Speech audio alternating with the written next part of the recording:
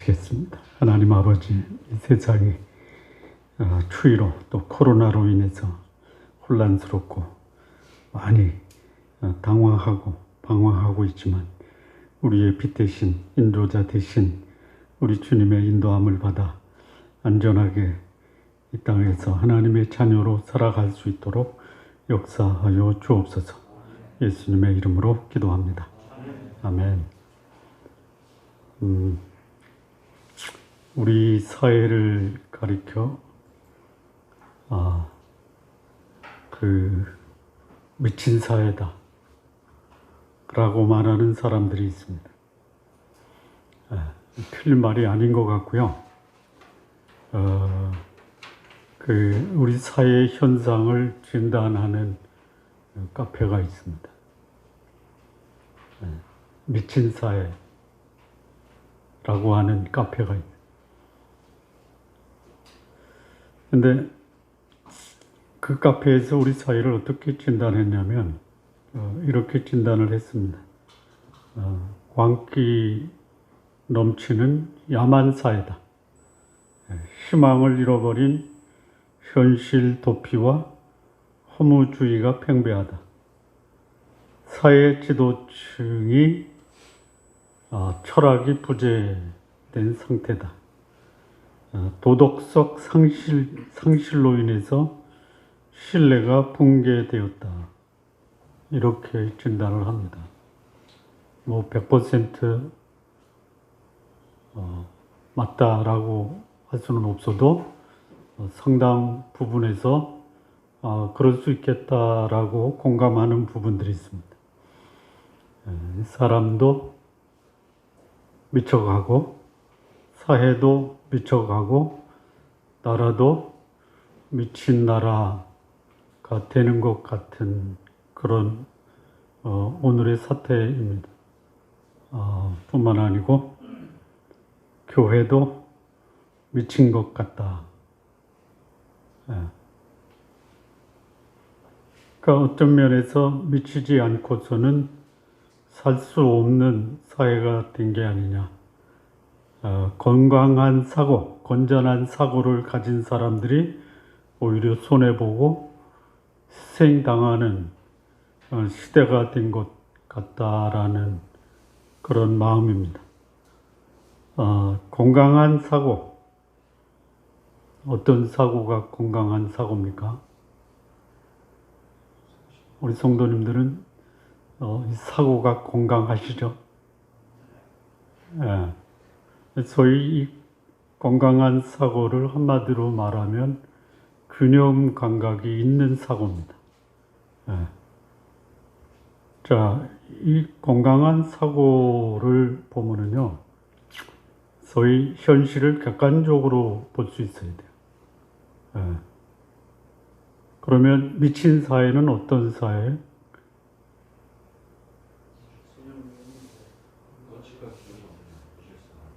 객관적으로 보는 게 아니라 자기 주관적으로 보는 거예요. 세상이 왜 이래? 그래서 이 세상을 자기 기준과 자기 경험과 자기 판단으로 보는 이 사회는 건강한 사고를 갖고 있지 못하다라고 볼 수 있어요. 건강한 사고는 근거가 있어야 되거든요. 그것도 합리적, 이성적 근거를 가지고 생각하는 게 건강한 사고입니다. 또 건강한 사고는 뭐냐면 나타난 현상에 대해서 그 동기가 뭐고 본질이 뭐냐까지도 통합적으로 볼 수 있는 사고가 건강한 사고입니다. 그래서 이런 건강한 사고를 가진 사람들이 얼마나 우리 가정, 우리 교회, 우리 사회, 우리 직장을 구성하고 있느냐에 따라서 우리의 가정은 건강하고 우리의 직장은 건강하고 우리 사회는 건강하고 우리 교회는 건강하다라고 볼 수 있어요. 근데 이 건강하지 않은 사고를 볼 때 이 건강하지 않은 사고를 한마디로 말하면 소위 이분법적인 사고를 갖는 거예요. 이분법적인 사고가 뭐냐? 편가르기죠. 예. 그러니까 내 편은 뭐를 해도 옳고 저 편은 무엇을 해도 잘못됐다. 이게 건강하지 못한 거예요. 파괴적인 거예요. 예. 소위 이성보다는 감정, 내면보다는 외면, 본질보다는 현상, 진리보다는 허위와 선동에 함몰된 사고. 그래서 이런 사고가 우리 사회에 만연하면 그 사회는 어떤 사회가 되느냐? 야만적인 사회와 폭력적인 사회가 된다라는. 뭐 문제가 있어요? 잡음이 나나요? 예?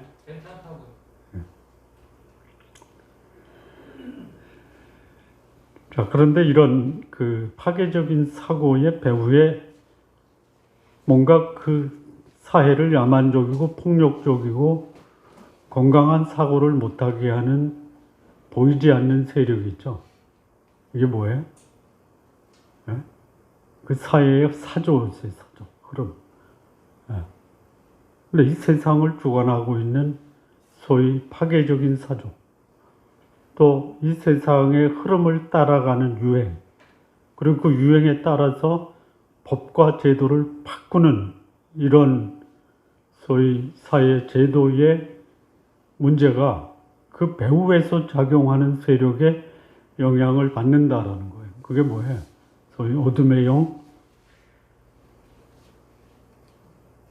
그리고 혼란의 영, 이런 어둠의 세력이 그 사고를 지배하고 있다라는 거예요.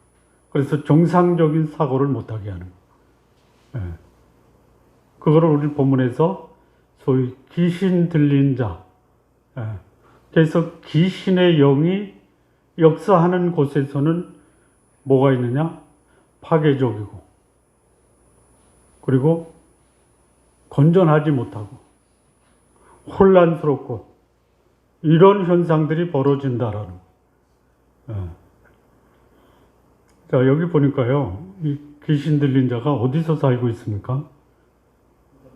무덤이에요. 귀신 들린 자의 거처는 무덤이에요. 정상적이고 건전한 사고를 갖고 있는 사람의 거처는 어디예요? 예?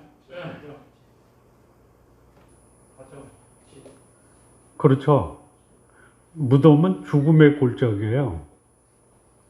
가정은 스위트 홈이라고 그래요. 예. 그러니까 우리 사회가 마치 이 무덤과 같은 사회가 돼버린 거예요. 예. 근데 예수님이 지금 누구한테 가요? 무덤 사이에서 구하는 귀신 들린 자에게 가요. 여기 이제 마태복음에는 귀신 들린 자가 몇 명이 나옵니까? 2명이 나오죠. 근데 동일한 말씀이 마가복음 5장에도 나오는데요. 거기는 단수로 나옵니다. 단수. 예. 무덤 사이에 이 2명뿐만이 아니라 귀신이 그를 공동묘지로 몰고 간 거예요. 근데 특별히 2명을 만난 건데 2명이 더 있을 수도 있고. 근데 마가복음 5장에서는 귀신 들린 자 1명과 예수님이 상대를 합니다. 예. 자, 예수님이 제자들을 희생시키면서 갈릴리 바다를 건너가셨죠. 풍랑이 일어서 죽게 되는 그런 상황을 통과해서 건너편 가다라 지방에 갔는데 거기 무덤 사이에 있는 귀신 들린 2사람을 만나러 가세요. 예. 나중에 보면은요, 그 귀신 들린 자가 자기를 쫓아내지 말고 쫓아낸다면 돼지들에게 들어가게 해달라. 그래서 돼지들에게 들어가서 돼지들이 물로 달려가서 다 몰살당해요. 그리고 예수님이 거기서 제발 떠나시라고 그 가다라 지방에서 외면을 당해요. 그러니까 모든 상황이 결코 정상적인 상황이 아니에요. 가는 길에는 풍랑이 일어서 죽게 되는 상황. 무덤 사이에 거하는 귀신 들린 사람, 그리고 그를 고쳐줬더니 마을에서 배척당하는 상황. 근데 거기 예수님이 가셨어요. 왜요? 거기 귀신 들린 사람이 있었어. 네. 그러니까 예수님을 믿고 따르는 사람들, 그들이 만나는 사람, 어떤 사람이냐? 소위 무덤, 죽음의 장소에서 귀신에 사로잡혀 고통당한 사람들에게 관심을 가져야 된다. 가지십시오. 우리가 외면할 사람이 없는데요. 이런 사람은 우리가 상종하지 않는 게 좋습니다. 어떤 사람이냐? 예수님에게 저주와 진노를 받은 사람이 있죠. 있죠? 누굽니까? 아주 겉으로는 거룩해요. 화려한 집에서 살아요. 말하는 게 굉장히 수준 높아요. 지식적으로. 근데 예수님은 그들을 향해서 뭐라고 하냐? 화 있을진저. 이렇게. 그러니까 우리는 그런 사람들은 예수님이 그들을 가리켜 화 있을진저 저주와 진노의 분노를 드러내셨던 그런 사람들에게는 우리는 상종할 필요가 없다. 왜 그랬죠? 왜 바리새인 서기관 대제사장을 향해서 예수님이 그렇게 저주와 진노의 분노를 표하셨죠? 왜 그랬죠?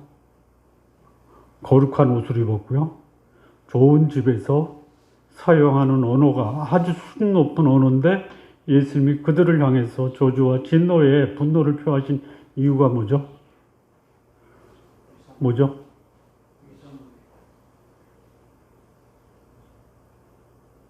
그들이 누구 자리에 올라간 거예요? 하나님 자리에 올라간 거예요. 우리는 자신이 소위 하나님이다라고 여기는 사람들은 가급적 상존하지 마십시오. 물론 하나님의 관심이 그들에게도 있어요. 그들 가운데 예수님께 나온 사람이 있어요. 있죠? 있어요.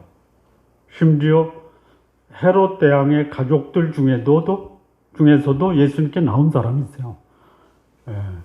문제는 뭐냐? 그들이 가지고 있는 기득권, 권력, 재산, 지위, 지식을 가지고 하나님을 대적한 자들은 예수님이 그들을 향해서 진노를 내리셨다. 그러니까 귀신 들린 자가 우리의 경계의 대상이 아니고 스스로 자신을 거룩하다고 하면서 하나님 자리를 차지하고 있는 자들은 그들이 하나님께 돌아오기가 결코 쉽지 않다라는 거죠. 예수님이 이 땅에 오신 목적이 뭐예요? 잃어버린 자를 찾아 구원하려 하심이에요. 예수님이 가까이 했던 사람들을 보면요. 귀신 들린 사람, 또 문둥병자, 중풍병자, 혈루병을 앓는 여인, 죽어가는 사람, 그리고 여기 귀신 들려 무덤에서 사는 이런 사람. 그러니까 육체적, 정신적 질병 있는 사람들이 예수님의 관심 대상이었어요. 사회적으로 사람 대접 못 받는 사람들이 있었죠. 어떤 사람의 세리와 죄인. 세리는 남자, 죄인은 여자. 그들이 예수님을 만나요. 여러분, 예수님을 만나서 그 삶이 변화된 이 변화의 가장 큰 변화가 뭘까요?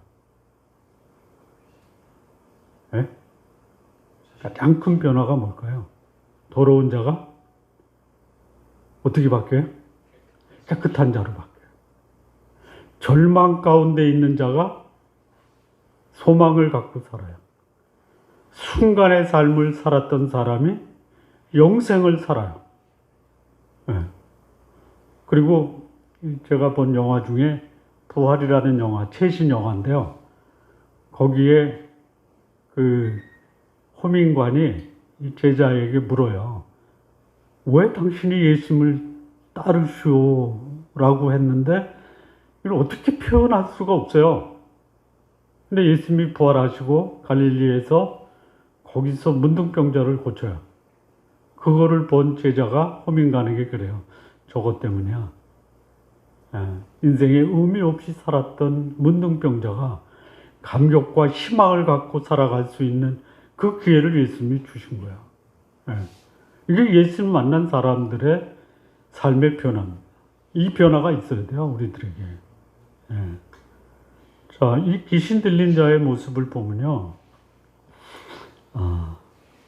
5장에, 마가복음 5장에 조금 더 구체적으로 나왔는데요. 5장 2절을 보면요. 배에서 나오심에 더러운 귀신 들린 사람이 무덤 사이에서 나와 예수를 만나니라. 여기 귀신 들린 사람 첫 번째는 뭐냐? 더러워요. 더러워요. 귀신이 더러워요. 더러운 귀신이 들리면 그 사람도 더러워요. 그 다음에 이 귀신 들린 사람이 어디에서 나오냐면 무덤에서 나와요. 죽음의 장소예요. 살아있는 게 아니라 죽은 인생을 사는 거예요. 예. 그 다음에 그 사람은 무덤 사이에 거처하는데 이제는 아무도 그를 쇠사슬로도 맬 수 없게 되었다. 통제 불가능해요. 그 다음에 여러 번 고랑과 쇠사슬에 매었어도 쇠사슬을 끊고 고랑을 깨뜨렸음이로라. 그리하여 아무도 그를 제어할 힘이 없는지라. 통제 불가능해. 예. 무덤 사이에서 산에서나 늘 소리 지르며 돌로 자기 몸을 해치고 있었더라. 예. 소리를 질러요, 소리. 여러분, 갑자기 누군가 소리 지르면요, 이렇게 생각하세요. 저 사람 귀신의 영향을 받을 수 있겠다. 동일한 상황인데요, 어떤 사람은 차분하게, 예? 인격적으로 얘기했는데, 어떤 사람은 자기 마음에 안 소리 지르죠. 예. 직장에서 겪어보셨어요? 소리만 지르면 괜찮아요. 제가 들은 얘기 중에, 잿더리를 던진대. 그래서 어느 직원이 그걸 알아서 이제 보고 들어가면 대비를 하는 거예요. 근데 이 잿더리를 들은 거예요. 그래서 밖으로 나가려고 문을 열었는데 그 문이 출입문이 아니라 카비넷 문이었어요. 진짜 이게 실제 얘기예요. 네. 그 상사는 귀신의 영향을 받은 사람이다. 뿐만 아니라 그게 결국 자기를 해치는 거예요. 네. 이 마태복음 8장에는 사나워 가지고 사람들이 접근을 안 하잖아요. 그러니까 자기 몸도 해치고 다른 사람도 해치는 거예요. 이게 귀신 들린 사람이에요. 그러니까 귀신 들린 사람을 보면 참담하기 그지 없어요. 근데 그 귀신 들린 사람을 예수님이 찾아간 거예요. 그러니까 예수 믿는 사람도 번지르하고 화려하고 멋있는 사람, 그러나 오히려 그 사람이 자신이 하나님을 대적하고 하나님의 저주와 진노를 받을 것을 모르는 그 사람이 될 수 있어요. 귀신 들린 사람 자기를 해치잖아요. 실질적으로. 사람들이 기피하잖아요. 오히려 그런 사람이 더 소망이 있을 수 있다라는 것이에요. 근데 이 귀신 들린 사람이 예수님을 만나서 온전케 됩니다. 마가복음 5장 15절에 보면 예수께 이르러 그 귀신 들린 자, 곧 군대 귀신 집혔던 자가 옷을 입고 정신이 온전하여 앉은 것을 보고 두려워하더라. 근데 이 귀신 들린 자가 온전하게 된 다음에 예수님과 동행하기 위해서 배에 올라가서 다시 본래 있었던 가버나움으로 가려고 할 때 예수님이 허락하지 않습니다. 19절에 보면 허락하지 아니하시고 그에게 이르시되 집으로 돌아가 주께서 내게 어떻게 큰 일을 행하사 너를 불쌍히 여긴 것을 내 가족에게 알리라. 자, 예수님을 따르는 자가 예수님과 동행할 수 있어요. 예수님을 자기 인생의 주인으로 모신 자가 예수님과 동행할 수 있어요. 그러나 그것만이 예수님을 주인으로 모시고 사는 사람들의 전형적인 모습은 아니다. 예수님과 떨어져 있어도 예수님을 주인으로 모시고 살 수 있다. 어떻게 하는 거예요? 가서 내 가족에게 주께서 너에게 어떻게 행한 것을 가서 전하라. 알게 하라. 여기 이 귀신 들려서 더럽고 소리 지르고 자신을 해치고 다른 사람에게 해가 됐던 이 사람이 온전해서 집으로 돌아가 자기에게 행하신 것을 알게 할 수 있었던 그 비결이 뭐냐. 그 비결이. 오늘 본문에서 몇 가지 교훈을 살펴보겠습니다. 첫 번째입니다. 28절이요. 마태복음 8장 28절 보면 예수께서 건너편 가다라 지방에 가시며 귀신 들린 자 둘이 무덤에서 나와 예수를 만나니 그들은 몹시 사나와 아무도 그 길로 지나갈 수 없을 지경이더라. 첫 번째, 이 온전한 사람이 돼서 집으로 돌아가려면 내가 귀신 들렸다라는 것을 직시할 수 있어야 돼요. 바리새인 서기관 대제사장은요, 귀신의 앞잡이에요. 오히려 그들이 귀신에 사로잡히고 귀신 들린 사람인데 나는 건강하고 거룩하고 자기 자신의 내면의 탐욕과 더러움과 거짓과 다른 사람에게 해가 된다라는 것을 인정하지 않은 사람들. 여기 귀신 들린 자, 그도 그랬을 거예요. 인정하지 않아. 근데 자신의 모습이 그렇다라는 것을 인식해야 돼요. 여기 이 귀신 들린 자가 예수를 만날 때 뭐라고 고함을 쳤냐면요. 하나님의 아들 예수여, 나와 당신이 무슨 상관이 있습니까? 나 괴롭게 하지 마십시오. 사실 예수님이 괴롭게 한 겁니까? 귀신이 괴롭게 한 거예요. 이거 직시해야 돼요. 내가 이렇게 사는 모습은 결국 내 인생을 괴롭게 하는 것이다. 근데 괜찮다라고 하는 거예요. 치유를 받으려면요, 내 병이 뭔지 내가 의사가 아니기 때문에 정확한 진단을 못해도 내 몸에 문제가 있다는 것은 인식할 수 있잖아요. 자, 이빨이 아프면 어디를 가요? 치과를 가죠. 가요. 뼈에 문제가 있으면 외과로 가는 거예요. 이 내부에 문제가 있으면 내과로 가요. 증상이 있단 말이에요. 그런데 이빨에도 문제가 있고 눈에도 문제가 있고 속에도 문제가 있고 팔에도 문제가 있는데 안 가요. 어떻게 돼요? 그냥 무너져 내리는. 더러운 귀신 들린 자, 자신을 해치고 사람을 해치는 자가 치유를 받으려면요, 내가 어떤 모습인지 정확하게 객관적으로 볼 수 있어야 돼요. 이 귀신 들린 자는요, 그래서 야만적인 사람인데, 폭력적인 사람인데, 내가 혹시 야만적이고, 야만의 반대가 뭐죠? 문화적이죠. 하기야 뭐 문화적이면서 귀신 들린 사람도 있지만, 자기 자신을 해치고 있고 다른 사람을 해치고 있다라는 이런 모습을 직시할 수 있는 사람이 온전해질 수 있는 가능성이 있는 거예요. 이 사람들이요, 내가 미쳤다, 귀신 들렸다라는 것을 인정하고 싶지 않아요. 그런데 문제는 뭐냐? 그래, 인정하지 않는 건 좋은데 그러면 정상적인 삶을 살아야 될 게 아니냐 이거죠. 정상적인 삶을 살지 못하면서 정상적인 것처럼 보이려고 하는 사람들 때문에 세상이 어두워질 수 있어요. 이 사회가 치유되려면 귀신에 사로잡힌 자들이 자신의 모습이 자신을 괴롭힐 뿐만이 아니라 다른 사람도 괴롭히고 있다는 것을 정확하게 직시할 수 있어야 된다라는 것이에요. 자, 두 번째입니다. 두 번째. 29절 보면요, 이에 그들이 소리질러 이르되 하나님의 아들이여, 우리가 당신과 무슨 상관이 있나이까? 때가 이르기 전에 우리를 괴롭게 하려고 여기 오셨나이까 하더니. 이 귀신이요, 예수님을 너무 잘 알아요. 귀신이 예수님을 뭐라고 불러요? 하나님의 아들로 인정을 해요. 요거를 소위 뭐라고 하는 거냐면요,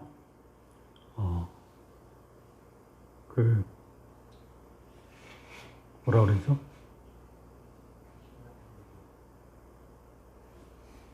인격적 지식이 아니라 단순한 사실에 동의하는 거예요. 예. 그리고 인격적으로는 오히려 그 적대 관계를 맺고 있다라는 거예요. 예. 그러니 이런 이 귀신에 들린 자가 우리가 당신과 무슨 상관이 있나니까 상관없다라는 거예요.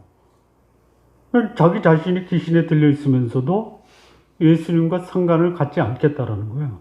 그러면 귀신 들린 자가 온전해져서 집으로 갈 수 있다. 안식과 평안을 누릴 수 있다. 그렇게 원한다면요. 하나님의 아들로 인정한 예수가 자기 영혼의 구원자라는 것을 인정해야 된다는 거예요. 네. 여러분 요즘처럼 우리 하나님이나 교회나 우리 소위 예수님 믿는 사람들이 그야말로 조롱과 모욕의 대상이 된 시대가 별로 없었던 것 같아요. 그런 시대예요. 근데 정작 그들에게 필요한 게 뭐예요? 하나님을 욕하고 하나님 믿는 자들을 모욕하는 그 사람들에게 정작 필요한 게 뭐예요? 하나님이에요. 네. 근데 그들이 그걸 거절하잖아요.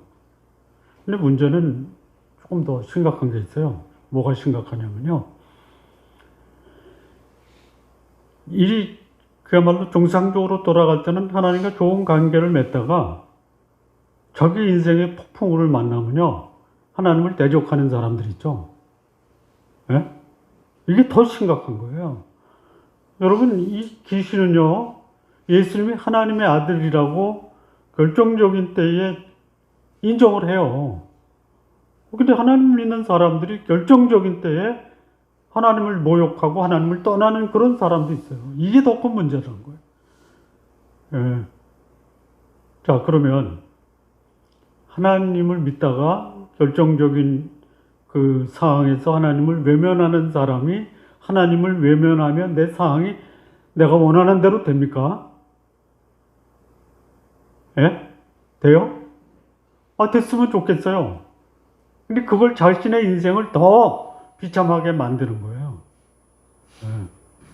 하나님의 아들 예수 그리스도를 믿고 있다가 내 삶이 어렵고 공고하다가 하나님의 아들마저 외면하면요, 내 삶은 그야말로 그 폭풍우 치는 바다에 홀로 던져진 그런 가장 위험한 상태에 자식 자신을 내버리는 거나 마찬가지다라는 거예요.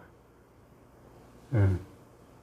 자, 귀신 들린 자가 온전하게 돼서 집으로 돌아가려면 내 인생의 인도자, 내 인생의 구원자가 예수 그리스도다라는 것을 인정하고 그분을 받아들여야 된다라는 것이. 이거 외에는 없어요.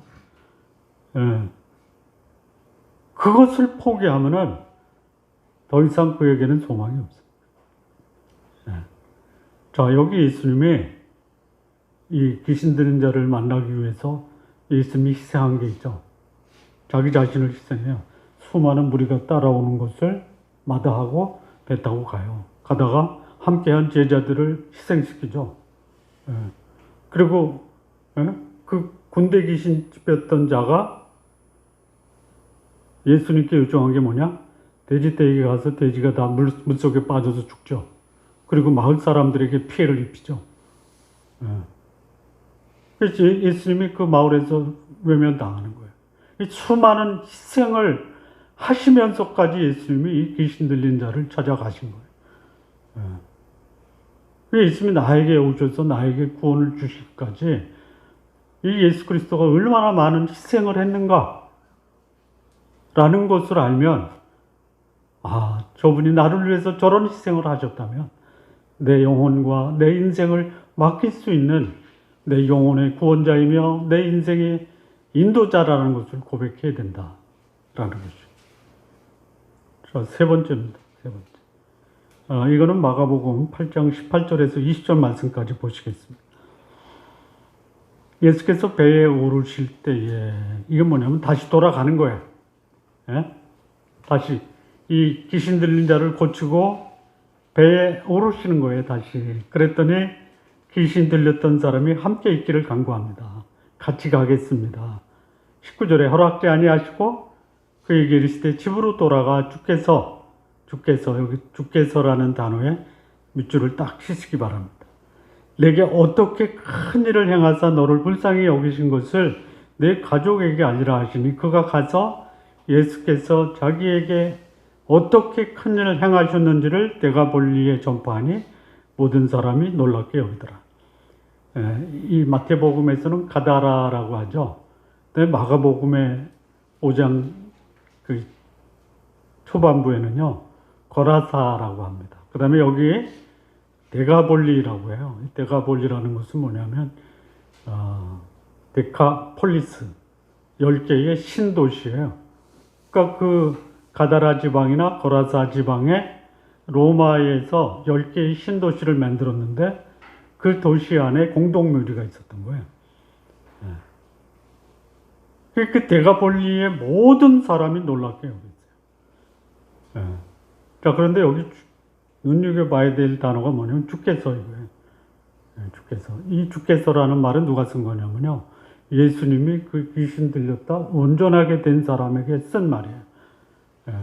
그러니까 이 온전하게 된 사람 마음속에 예수님을 따라야 되겠다, 동행해야 되겠다, 배워야 되겠다, 교제해야 되겠다. 왜요?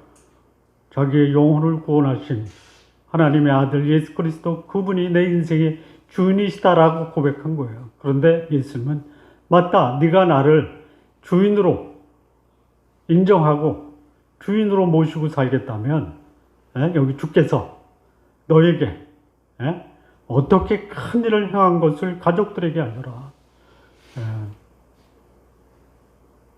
예수님을 주인으로 삼는 자는 예수님과 동행할 수 있지만, 예수님의 행하신 것을 다른 사람에게 전하는 사람도 예수님을 주인으로 모시고 사는 삶이다라는 거예요. 온전해져서 집으로 돌아가기 위해서는 예수님이 자신 인생의 주인이다라는 것을 고백할 수 있어야 돼요. 자, 구원자와 주인은 다른 거예요. 우리 마태복음 공부하면서 10명의 문둥병자를 고쳐주셨죠. 육신의 구원자로 고쳐주셨어요. 그런데 한 명만 와서 예수님께 감사를 했어요. 9명은 어디 갔어요? 9명은요, 더 이상 예수님이 자신의 병을 치료한 후에는 주인이 아니에요. 구원자는 되셨어도 주인까지로는 아직 예수님을 모시지 않은 거예요. 집으로 가서 온전한 사람이 돼서 가족들과 함께 사랑과 안식과 교제의 삶이 회복되려면 예수님을 내 인생의 구원자뿐만이 아니라 주인으로도 모셔야 된다 이거예요. 온전한 주인으로 모셔야 된다라는 것이에요.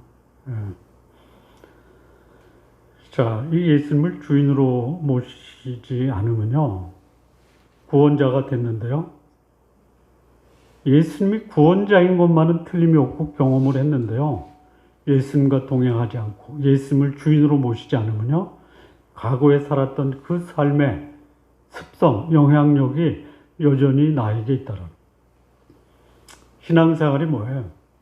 예수님을 주인으로 모시고 사는 삶인데요, 주인으로 모신다라는 게 뭐냐? 내가 성령의 인도함을 받느냐? 내 육체의 지배를 받느냐? 내 생각과 경험의 인도함을 받느냐? 거룩하고 능력 있는 하나님 말씀의 인도함을 받느냐? 여기 진정한 안식과 사랑과 교제의 삶을 사는 그 비결이 뭐냐? 예수님을 참된 내 인생의 주인으로 모시고 살아야 된다라는 것이에요. 이 기독교 역사에서 가장 큰 영향을 준 인물이 있다면 사도 바울이에요. 사도 바울 이후에 가장 큰 영향을 준 사람 중에 한 사람이 누구냐면 어거스틴이에요. 이 어거스틴이 예수님 만나기 전에 그도 귀신 들린 자와 같은 삶을 살았어요. 그가 믿었던 종교가 뭐냐면 배화교예요. 소위 조로아스터교, 소위 이원론적 삶을 살았거든요. 이원론적이 뭐냐면 소위 어둠과 빛, 선과 악을 공존하고 있다라고 믿으면서 이 두 가지 다 정당한 것으로 받아들이는 게 이원론이에요. 주일날은 거룩하게 지내죠. 평일날도 거룩하게 지내야 돼요. 이게 정상이에요. 그런데 이 주일날은 거룩한 모습으로 지내다가 평일에는요 전혀 주일의 모습과 상관없이 사는 게 뭐냐, 이게 이원론적인 삶. 예. 그게 다 옳다라는 거예요. 이게 여기에 문제가 있어요. 예? 어떻게 주일날 자기 육체대로 욕망대로 사는 게 그게 하나님 믿는 사람의 정상적인 모습이다라고 말할 수 있어요. 근데 그렇게 말하는 종교가 있어요. 그게 어거스틴이 믿었던 배화교, 조로아스터교예요. 이원론적 생각이에요. 예. 육체를 지녔기 때문에 육체대로 사는 게 당연한 거고, 내 영이 있기 때문에 영으로 사는 것도 정상적이다. 이 두 가지를 다 정당화시키려고 하는. 그런데요, 그렇지 않아요. 육체적 욕망을 사는 삶이 정상이라고 하면요, 그거는 여기 귀신 들린 사람의 삶과 똑같아요. 더럽습니다. 자신을 해쳐요. 다른 사람에게도 해가 돼요. 소리를 질러요. 예. 그리고 그의 거처가 소위 죽음의 장소인 무덤이 될 수 있는 거예요. 이게 정상이 아니에요. 어거스틴이 근데 그랬습니다. 그냥 뭐 일설에 어거스틴의 자녀가 얼마인지도 모르지만 누가 낳은지도 모른다. 이게 어거스틴이었어요. 로마의 밤거리에 다니면 모든 여성들이 다 어거스틴을 자기의 기둥소방으로 모셨던 거예요. 기둥소방 뭔지 알죠? 예? 예. 그러다 그가 밀라노로 가서 밀라노의 감독이었던 암블로시우스를 만납니다.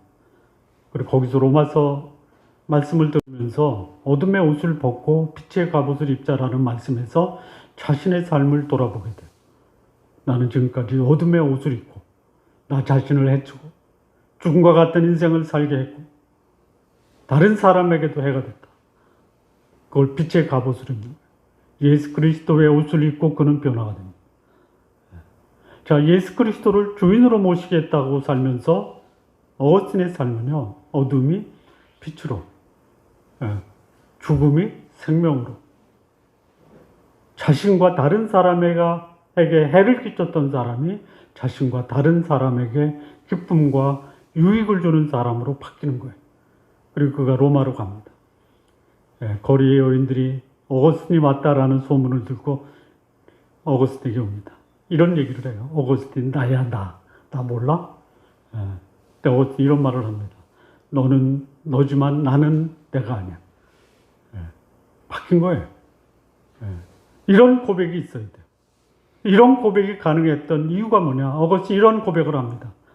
내가 오늘 하나님 품에 돌아와 진정한 평안을 누리기까지는 진정한 평안을 누릴 수 없었다라고 고백을 하는. 예수님을 주인으로 모시는 삶, 그 삶은 진정한 평안과 기쁨과 안식을 누릴 수 있다라는. 자, 정리하겠습니다. 여기 무덤 사이에 살았던 이 미치광이, 이 사람이 진정한 안식의 삶을 살게 됐어요.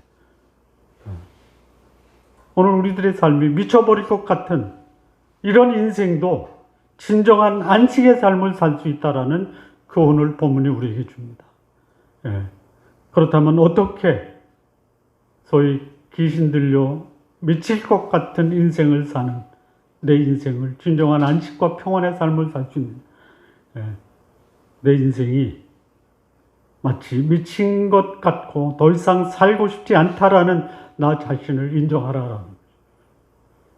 두 번째는 이런 미칠 것 같은 인생의 구원자로, 결코 나를 구원할 수 없는 세상에 나를 맡기는 것이 아니라 결코 나를 구원할 수 없는 내 자신이 나의 구원자라고 믿지 말고 내 영혼의 구원자, 내 영혼의 인도자인 예수 그리스도에게 내 영혼을 맡기라 이거. 그리고 구원자 안내자뿐만이 아니라 내 인생의 주인으로 내 인생을 맡길 수 있는 그 주인으로 나의 창조주이시며 나의 구원자이신 예수 그리스도에게 내 인생의 진정한 주인으로 모시라. 이 말씀이 오늘 우리에게 주는 교훈입니다. 우리 성도 여러분, 예수 그리스도를 인생의 구주와 주님으로 모신 성도 여러분, 예수님이 여러분의 구주가 되시고 주인이 되심으로 여러분의 인생이 온전해지고 그리고 안식과 평안을 누릴 수 있는 그런 삶을 우리 성도님들 다 사시기를 진심으로 바랍니다. 네, 기도하시겠습니다. 하나님 아버지 감사합니다. 우리 인생의 주인으로 우리 주 예수 그리스도를 모시고 참으로 참된 평안과 안식 누리며 살아갈 수 있는 우리 귀한 성도님들 모두 되게 하여 주옵소서. 예수님의 이름으로 기도합니다. 아멘.